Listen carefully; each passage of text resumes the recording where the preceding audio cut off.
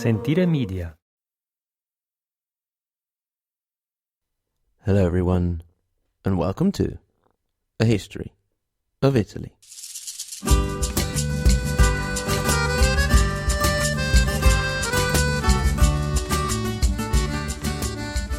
Episode 34, Another Henry, Too Many Popes, and Naughtiness in the Church.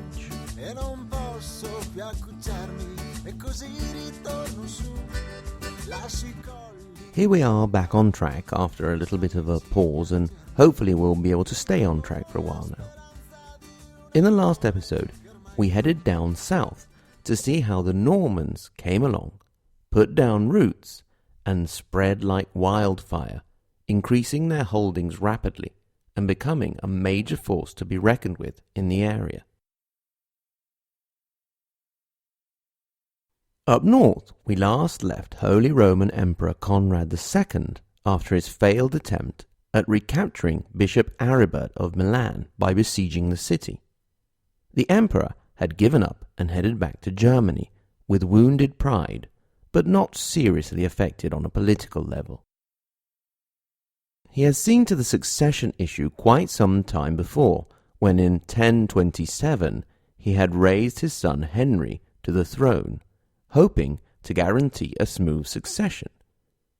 Indeed, when Conrad died on the 4th of June 1039, his son became Henry III. The new king of Germany had to first of all shore up the empire's German borders, but once that was done, he was ready to make his way down to Italy. As usual, things there were a little bit complicated. You will remember that in an attempt to stoke the flames of the discontent of the lower vassals and pit them against the great magnates, Emperor Conrad had issued the Constitutio de Feudis in 1037, which granted a series of rights to the lower nobles, the most important of which was the right to inherit the lands they were granted. Although this document was supposed to create a solid base of support for the emperor against the great landowners of the country, it simply took away the bone of contention between the higher and lower nobles, thus creating a united anti-foreign and at times anti-imperial front. So, with the complicated framework in place, Henry took a deep breath and headed on down. He made peace with Archbishop Aribert of Milan, although by that time the hero of the Carroccio had lost a lot of his power and prestige in the city. Henry used his father's old buddies the Canossa to help him navigate the troubled waters. This was quite literal, since part of Bonifacio of Canossa's duties were to physically escort the future emperor, his overlord, through northern Italy and down through Tuscany. During the descent, both men realized that they didn't actually like each other that much. For Henry, Bonifacio was far too powerful, and for Bonifacio, Henry looked like he intended to interfere a bit too much. We'll see in time how things took quite a turn for the worse in this relationship. However, the situation of stability in the north held for the moment, and in the south, Henry immediately understood that the Normans were the right horse to bet on, also considering the ambitions of that grabby Prince of Salerno, Guaimar, who could now also consider himself Duke of Calabria and Puglia, although he would be nothing without the Normans. That more or less sorted out the north and the south. But then there was, as always, the middle bit, the Papal States. What was going on there? Well, little flashback. In the year 1032, Alberic III of the Tuscolo family had managed to have his son, Theophylact, elected with the name of Benedict IX. He was also related to the previous two popes, who had made sure that he very quickly went through the steps to becoming pope. I say quickly because, at the very latest, sources put his age at 20, with some as young as 11 or 12. although these sources may have been from opposing factions. So what sort of bloke was this 12 or 20-year-old pope? First of all, we must say again that this was a time of violent factional fighting in Rome, so we can't be 100% sure of how much of what is said of him is actually true.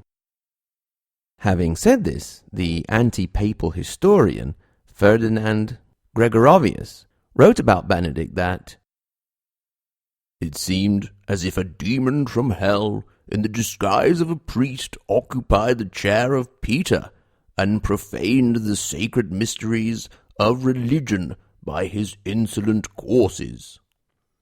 Sounds charming, doesn't it?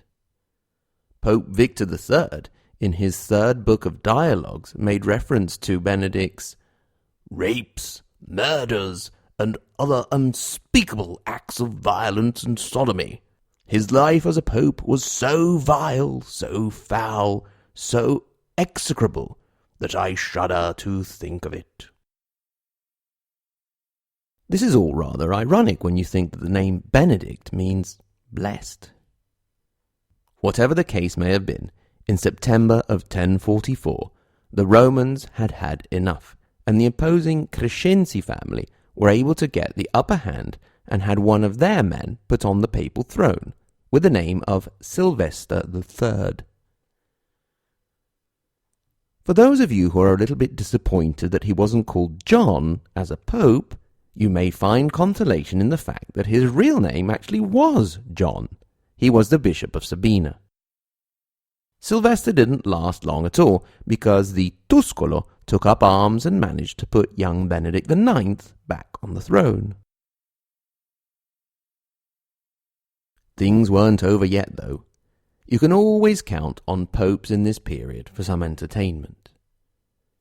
At this point, the main aristocratic Roman families managed to get their act together and have both popes step down and elected a third, the pious and cultured Gregory VI. Now, he could have finally been the right man for the job. However, even he didn't get to stay very long because, in 1046, Henry III finally arrived. He wasn't quite emperor yet. He made his way down, and at the Council of Sutri in 1046, he had all three previous popes deposed and substituted by Clement II, who was Henry's chaplain, and was the one who finally crowned him Holy Roman Emperor. This demonstrates Henry's desire not only to regain influence over the papacy, but to kick off badly needed church reforms. Quick digression here for a History of Italy pop quiz. Why was the city of Sutri, which we just mentioned, politically important? Think about it. Rack your brains. Go back to the Lombards. Well, it was the city which was taken from the Byzantines by the Lombard king Liutprand and then given back in 728, not to the Byzantines, but directly to Pope Gregory II, thus marking one of the possible founding moments of the Papal States. Did you get that? Good job. Those who did get it, go and get yourselves a nice bottle of Chianti or Barolo. So with this Clement II, the guy who Henry III had just chosen, and his successors, in particular Leo IX and Victor II, the papacy went off in a new direction of reform and changing relationships with the empire. One that would lead in a relatively short time to the investiture crisis. In a certain sense, you could say that Henry, by trying to right the wrongs of the church, shot himself in the foot. Or as we say in Italian, si è dato la zappa sui piedi. He hit his feet with the hoe. That's H-O-E, the farming implement, and not the other meaning. Or in any case, he hit the feet of his successors. Henry III, indeed, ended up dying in 1056, leaving his wife, Agnes of Poitou, as regent for their young son and future Henry IV, who was the one who had to start dealing with the aforementioned mess of the investitures. But that's getting a little bit ahead of things. Before we go there, we need to first take a look at the church beyond just the Pope, and then go back down south and see what the Normans got up to while Henry III was still alive. So we've been talking for a while about all the naughtiness that was going on at the head of the church with the popes. But what was going on lower down? Well, things weren't much better there. Perhaps the biggest scandal was that of simony, which basically means the buying and selling of ecclesiastical offices. I actually managed to say ecclesiastical the first time. Great. Now, the term simony comes from the name of Simon Magus. So, Simon Magus was a biblical figure who was hanging around Samaria just after the time of Jesus, doing magic tricks for people. I'd imagine pulling denarii from behind people's ears, or grabbing their noses, or maybe that thing where it looks like you're taking your thumb or finger off that I never quite managed to master. Anyway, he's doing his tricks, and along come some Christians going around doing their whole Christianizing things, and Simon Magus sees them and feels it sounds like a good deal, and so he's baptized by Philip the Evangelist. Sometimes later, he caught sight of Peter, Saint Peter, channeling the force of the Holy Spirit by the simple imposition of his hands and performing all kinds of miracles. Well, Simon Magus just went crazy when he saw that. He wanted to get a hold of that magic, and so he went up to Peter and asked to buy it. Peter went totally mental with rage at this, and to make a long story short, 1,000 years later, Simon's name was used to define the corrupt practice of buying and selling church offices. If you'd like to hear more about Simon Magus and hear it done by somebody who knows what they're talking about, then go and check out episode 15 of Steve Guerra's History of the Papacy on Simon Magus. So, the man gave his name to the practice of buying and selling ecclesiastical offices, which, considering all the lands the churches and monasteries held, was a rather good business. Even though the cost could be very high, the investment for those that could pay it was quite fruitful in time. It was destined in particular for second and third sons, because the first was usually the one who would inherit his family's lands and wealth. So, Mummy and Daddy would buy the next one or two along a nice little church position. Something like, "Daddy, it's not fair. Alberic gets all the lands and stuff, and I don't get anything. It's so unfair." Now, Giovanni, stop whining, and on the way home, I'll buy you a nice little church and make you a bishop. Okay, but I want one that makes beer and has some nice young nuns not too far off. This was particularly widespread. For example, in Narbonne, in modern-day France, a father paid 100,000 gold pieces to make his son an archbishop. Incidentally, the boy was about 10 years old. It wasn't just the church who was setting up shop either. In many areas of Europe, it was the secular powers who controlled the church offices. Philip of France made a pretty interesting maneuver. There was an auction for a church office. That's right, an auction, because that's how they would get the most money out of the operation. And one of the losing participants in the auction expressed their disappointment to the king, who came up with the following idea. "Let me get the money from the winner. Then I'll accuse him of simony and strip him of the lands, and then I can sell them to you." Another example came from Germany, where a baron was able to sort out 8 of his sons by collecting 8 different church positions. Simony was the really big issue with the church in the 10th and 11th century. The other issue was that of celibacy, i.e. the fact that the official church line was that priests could not get married. The rule was not very strictly enforced, as not respecting it was seen as a sort of lesser evil. Indeed, towards the end of the 10th century, the Bishop of Verona, Raterio, declared that all of the priests in his diocese were actually married. If it wasn't wives, it was concubines, with some priests entertaining up to 4 or 5 of them. This whole rather desperate situation had been created by the crumbling of a strong central authority, which had left the resources, the lands and wealth of the church to the mercy of the local interests and power struggles. In short, there was no higher power that could protect the church from local lords, and for a long time, the popes had been very much more interested in their own wealth, power, and entertainment. There was no doubt that things needed to change. But where could the change come from? Well, the only place where the winds of change could blow from, that could bring the spirit of renewal and reform, that could change this situation, were the monasteries. This was because the monks were protected from corruption by the strict rules of their order. If all you can do is pray, study, work as a farmer and artisan, pray some more, study, and then pray a bit, while leading a frugal life, you don't really need to accumulate riches to do so. There was also a great amount of respect for these holy men, who were respected even when nobles would take over their lands and rob their monasteries, and in the end they would repent on their deathbed and give everything back.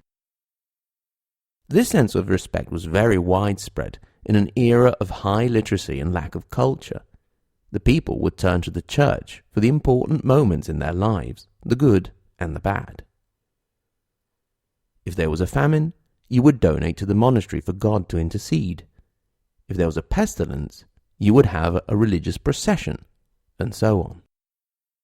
Another factor that allowed a certain advantage to the lower levels of the church hierarchy, and in particular to the monasteries, was that there was a certain democracy. You could say class mobility, if the issue of class had been invented yet. To be a noble, to access the secular power, you had to be the son of a noble. There was no other way, really. To become a priest or a monk, you needed the will and intelligence to learn to read and then learn a little bit of Latin.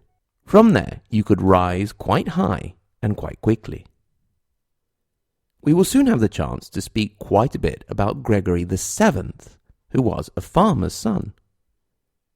So, with the chance to recruit good men, the church soon gained a monopoly over a very precious resource: culture. This hasn't really helped with regard to the role and image of women, unfortunately, but at least someone was preserving human knowledge in this period. So, for decades, the desire for reform had been bubbling in the depths, and the popes of the Tuscolo and the Crescenzi were happy to let it bubble along, as long as they were free to do what they wanted at the top. Now things were different. Clement II, Emperor Henry, and the popes that followed Clement were above local rivalries and interests, and they were ready to look around at all of Christendom. They would not like what they saw at all, and that was about to cause trouble. Big trouble. Next time, we'll see how that trouble started when the popes first looked south to the Normans. As always, thank you very much to everyone for listening. Thanks to the Anita and Giuseppe Garibaldi level patrons on Patreon, Preston, Roberta, Sean, and Jeff. Thanks again to Roberta for introducing the ladies in our classification. Thanks to the Mazzini and Matilde di Canossa level patron Benjamin.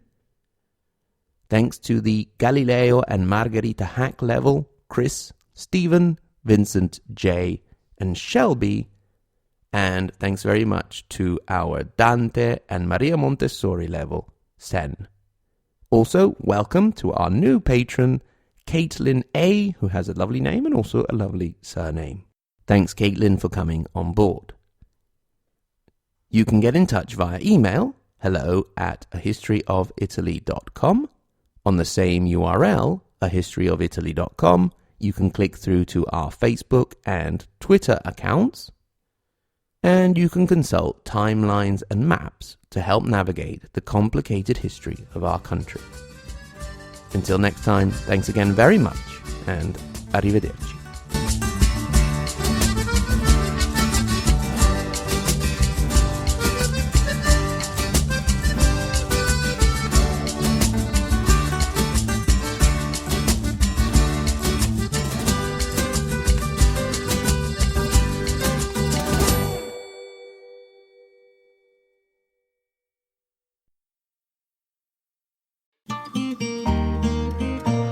Sentire Media. Hey, podcast producers and show hosts. Do you want to join a podcast network that celebrates all things Italian? At Sentire Media, we understand the allure of Italy and its unique culture. Our devoted team of hosts and producers are all driven by their shared passion for Italy. And we work tirelessly to create the best lifestyle podcasts and content that will whisk you away to the very heart of Italy. With us, you can savor the mouth-watering flavors, get lost in the stories from the past, break down the cultural barriers, and truly immerse yourself in the vibrant traditions of this intoxicating country. If you have a great podcast idea or are already in production and would like to join Sentire Media, head over to sentiremedia.com, that's SENTIRE media.com, and find out how to submit your show.